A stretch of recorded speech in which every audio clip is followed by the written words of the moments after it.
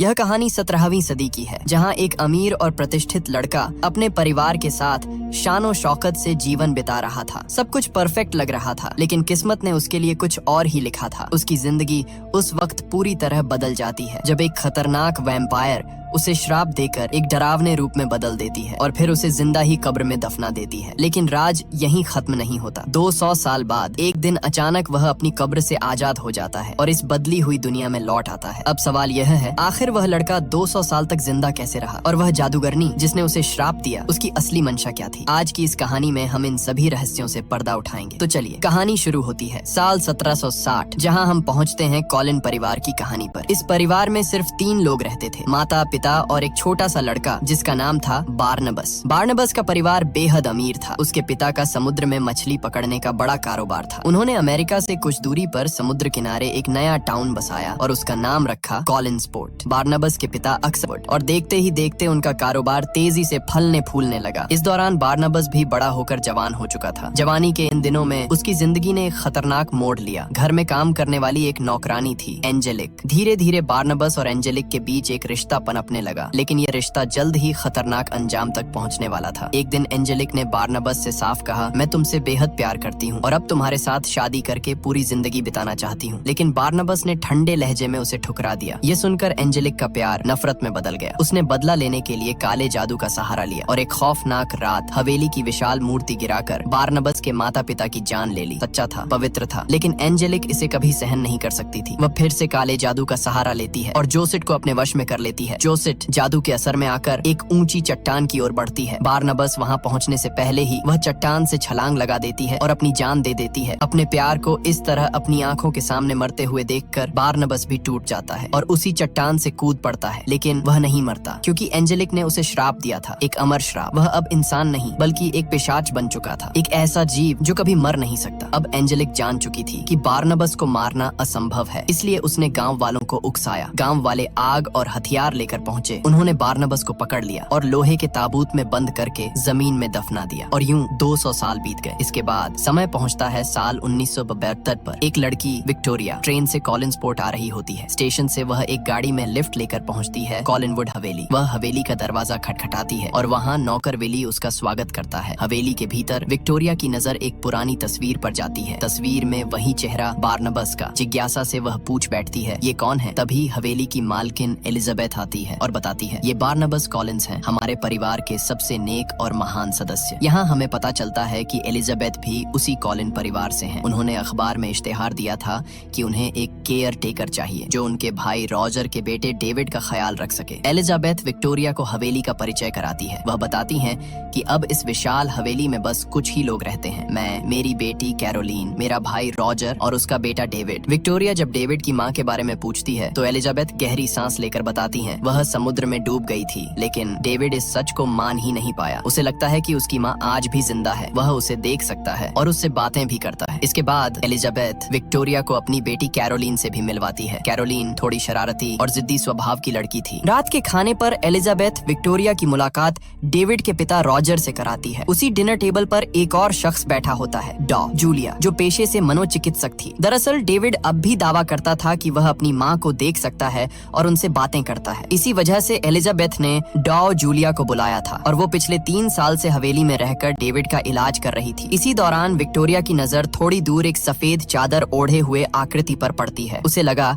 कि ये डेविड है जो उसे डराने आया है, लेकिन जब वह चादर हटाती है तो उसके सामने कोई इंसान नहीं बल्कि जोसेट की आत्मा खड़ी होती है। आत्मा उसे एक ही वाक्य कहती है, वो आ रहा है। यह कहकर आत्मा धीरे धीरे दूर जाती है और अचानक गायब हो जाती है। दूसरी तरफ कुछ मजदूर जेसीबी से खुदाई कर रहे थे। तभी उन्हें जमीन के नीचे कुछ सख्त चीज महसूस होती है। मिट्टी हटाने पर वहाँ एक ताबूत दिखाई देता है, वही ताबूत जिसमें बार्नबस 200 सालों से कैद था। जैसे ही उनका सुपरवाइजर ताबूत की जंजीरें काटता है, बार्नबस अपनी कैद से आजाद हो जाता है। ताबूत से निकलते ही वह मजदूरों पर टूट पड़ता है और एक एक कर सभी की जान ले लेता है। इसके बाद बार्नबस अपने घर कॉलिनवुड हवेली लौटता है। गार्डन में उसकी मुलाकात विली से होती है। बार्नबस उसे हिप्नोटाइज कर अपने काबू में कर लेता है और पूछता है, क्या इस घर में अब भी कॉलिन परिवार रहता है? विली घबराते मुस्कुराते हुए हाँ में जवाब देता है। फिर बारनबास हवेली के अंदर दाखिल होता है। उसकी नजर हवेली की शाही चीजों पर पड़ती है और वो हर चीज को गौर से देखने लगता है। वह विली को बताता है कि इन चीजों की असली कहानी क्या है। इसी दौरान उसकी मुलाकात कैरोलिन और डेविड से होती है। कैरोलिन को उसे देखकर लगता है कि शायद ये कोई पागल है या फिर शराब पीकर आया है, लेकिन डेविड सीधा दीवार पर लगी बारनबास की पुरानी तस्वीर दिखाता है। तस्वीर को देखते ही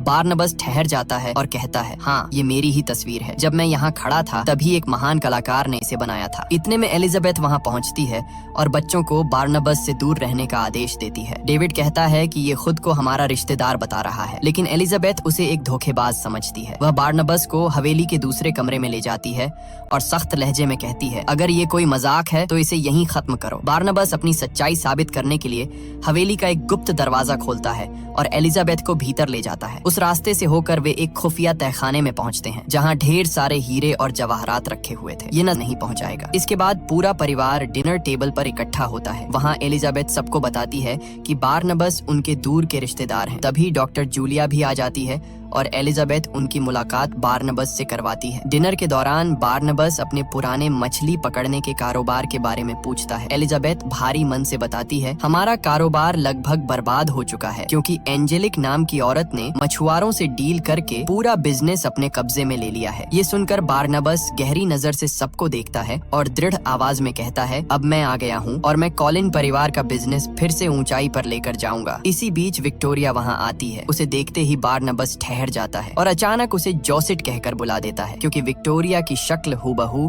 उसकी खोई हुई मोहब्बत जॉसिट से मिलती थी। कुछ देर बाद दोनों एक दूसरे से बातें करते हैं और विक्टोरिया अपना परिचय देती है। फिर कहानी हमें दिखाती है एंजी को। असल में वही एंजेलिक जिसने बारनबास की जिंदगी तबाह कर दी थी। सदियों पहले काले जादू की ताकत से वो एक चुड़ैल बन चुकी थी और अपना नाम बदलकर 200 सालों से अलग अलग रूपों में जिंदा रही थी। वो अपने ऑफिस पहुंचती है जहां उसे खबर मिलती है कि पिछली रात मजदूरों को खुदाई के दौरान 200 साल पुराना ताबूत मिला और उसी रात सभी मजदूरों की बेरहमी से हत्या कर दी गई। ये सुनते ही एंजेलिक के चेहरे का रंग उड़ जाता है। वह खुद उस जगह पहुंचती है और उसे यकीन हो जाता है कि बारनबास वापस आ चुका है। फिर वह सीधे कॉलिनवुड हवेली पहुंचती है। वहां एलिजाबेथ से मुलाकात करती है, लेकिन तभी बारनबास सामने आता है और उससे हाथ मिलाता है। उसी पल उनकी आंखों में पहचान की चिंगारी जल उठती है। बारनबास समझ जाता है कि यही वही औरत है, वही चुड़ैल एंजेलिक। इसके बाद बारनबास उसे एक कमरे में ले जाता है और कारोबार की बात करता है। एंजेलिक मुस्कुराकर कहती है, अब ये बिजनेस मेरा है और मुझे लगता है तुम पहचान गए हो कि मैं कौन हूँ। बारनबास उसकी आंखों में घूरते हुए कहता है, हाँ तुम वही चुड़ैल हो जिसने मेरा सब कुछ छीन लिया, मेरे माता पिता, मेरा प्यार सब खत्म कर दिया और मैं तुम्हें काले जादू के जुर्म में कैद करवा दूंगा। एंजेलिक ठहाका लगाकर जवाब देती है, तुम ऐसा कुछ भी नहीं कर सकते। कोई तुम्हारी बात पर यकीन नहीं करेगा क्योंकि मैं 200 सालों से अलग अलग रूपों में इस समाज में इज्जत के साथ जी रही हूँ और अब कॉलिन्सपोर्ट मेरा है। एंजेलिक वहाँ से चली जाती है। उसके जाते ही बारनबास एलिजाबेथ को सब कुछ बता देता है। उसकी आवाज में दर्द झलकता है, यही वो औरत है जिसने मेरे माता पिता की जान ली और मेरी मोहब्बत को मुझसे छीन लिया और मैं कुछ नहीं कर पाया। एलिजाबेथ उसकी आंखों में देखती है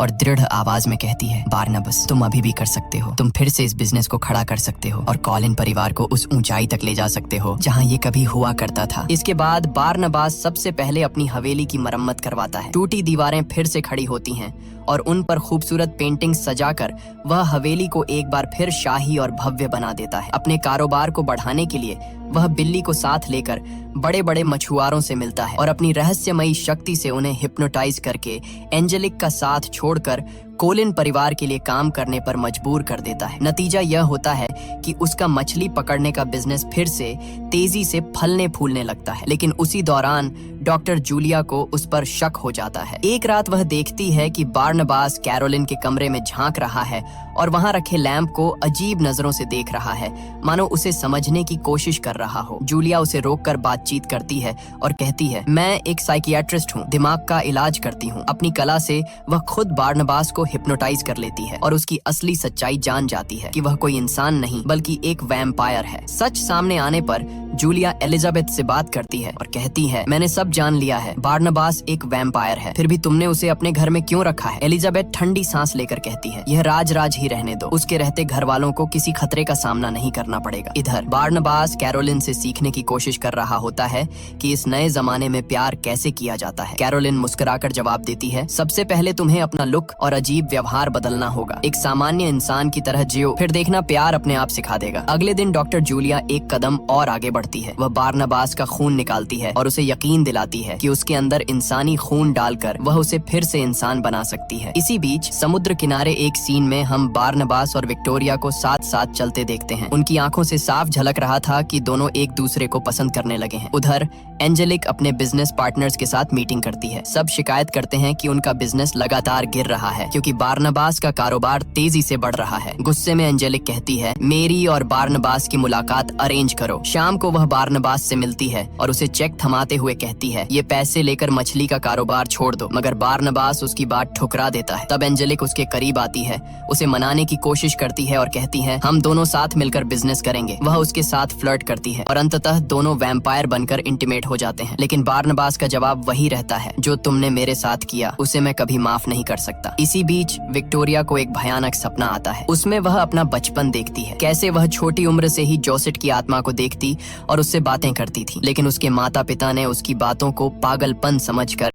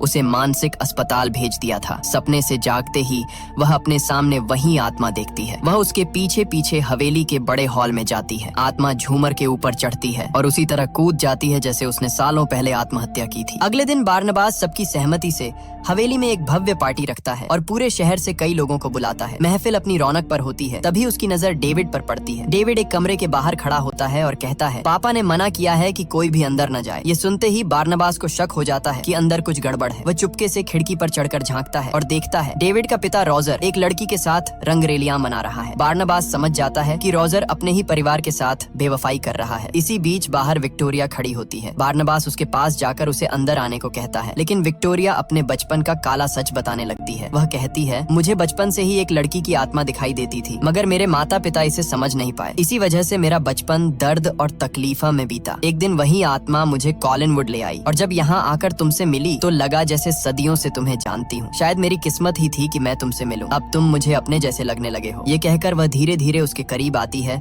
और दोनों एक दूसरे को किस करने लगते हैं। लेकिन ये सब दूर से एंजेलिक देख रही होती है, जो बिना बुलाए ही पार्टी में पहुंच गई थी। पार्टी के बाद बारनबास सीधे डॉक्टर जूलिया के पास जाता है। वहाँ वह देखता है कि जूलिया उसके शरीर से निकला खून खुद को चढ़ा रही है। तभी उसे सच्चाई समझ आती है। जूलिया उसे इंसान बनाने का नाटक कर रही थी, जबकि असल में वह खुद अमर बनने की कोशिश कर रही थी। इस धोखे से गुस्से में भरकर बारनबास उसे वहीं मार डालता है और बिल्ली की मदद से उसकी लाश को समुद्र की गहराइयों में फेंक देता है। उसी रात रोजर हवेली का एक गुप्त दरवाजा खोजने की कोशिश कर रहा होता है, लेकिन बारनबास उसे पकड़ लेता है। उसे पहले से पता था कि रोजर ने सिर्फ पैसों के लिए डेविड की माँ से शादी की थी। वह रोजर को दो विकल्प देता है, पहला, यहाँ रहो और डेविड का सच जाओ, और हमेशा के लिए गायब हो जाओ। रोजर बिना सोचे समझे दूसरा रास्ता चुनता है और अपने बेटे को छोड़कर हवेली से हमेशा के लिए चला जाता है। अपने पिता को जाते हुए देखकर डेविड रोते हुए सीढ़ियों की तरफ भागता है। तभी उसका पैर फिसलता है और ऊपर से एक भारी झूमर उसके ऊपर गिरने लगता है। बारनबास पलक झपकते ही वहां पहुंचता है और डेविड की जान बचा लेता है। यह देखकर सब दंग रह जाते हैं, क्योंकि इतनी तेजी और ताकत किसी इंसान के बस की बात नहीं थी। लेकिन तभी धूप की एक किरण बारनबास पर पड़ती है और उसकी त्वचा जलने लगती है। चीखते हुए उसका शरीर आग पकड़ लेता है, मगर बिल्ली तुरंत उस पर पानी डाल देती है और उसे बचा लेती है। इस घटना के बाद हवेली में मौजूद सभी लोगों पर सच्चाई उजागर हो जाती है। बारनबास वास्तव में एक वैम्पायर है। लोग सहम कर उसे घूरते हैं और डर कर वहाँ से भाग जाते हैं। विक्टोरिया भी अब समझ जाती है कि वह कोई साधारण इंसान नहीं है और इसी डर से वह भी धीरे धीरे उससे दूर होने लगती है। इसके बाद बारनबास सीधे एंजेलिक के पास जाता है और उससे गुहार लगाता है कि वह उसे इस श्राप से मुक्ति दिला दे। लेकिन एंजेलिक उसकी बात पर ठंडी हंसी हंसते हुए कहती है, तुम्हारे पास सिर्फ दो रास्ते हैं, या तो मेरे साथ रहो, मेरे प्रेमी बनो और इस बिजनेस को मेरे साथ मिलकर चलाओ, या फिर हमेशा के लिए उस ताबूत में सड़ते रहो। बारनबास उसकी पेशकश ठुकरा देता है और कहता है, मैं कभी तुम्हारा नहीं हो सकता। उसकी यह बात सुनकर एंजेलिक की आंखों में नफरत और भी गहरी हो जाती है। वह बातों बातों में डॉक्टर जूलिया का नाम छेड़ती है, मानो जानबूझकर उसे उकसा रही हो। गुस्से में आकर बारनबास कबूल कर बैठता है कि हाँ, जूलिया को उसी ने मारा था। बस यही वो गलती थी जिसका इंतजार एंजेलिक कर रही थी। जैसे ही बारनबास वहाँ से निकलता है, एंजेलिक अपने काले जादू का इस्तेमाल करती है और पलक झपकते ही उसे फिर से ताबूत में कैद कर देती है। लोहे की मोटी जंजीरों से उसका पूरा शरीर बांध देती है ताकि वो दोबारा बाहर न निकल सके। फिर अपने आदमियों को हुक्म देती है और बारनबास को खींचते हुए उसकी ही फिशिंग फैक्ट्री तक ले जाती है। वहाँ वह आग लगा देती है। शोलों में जलती फैक्ट्री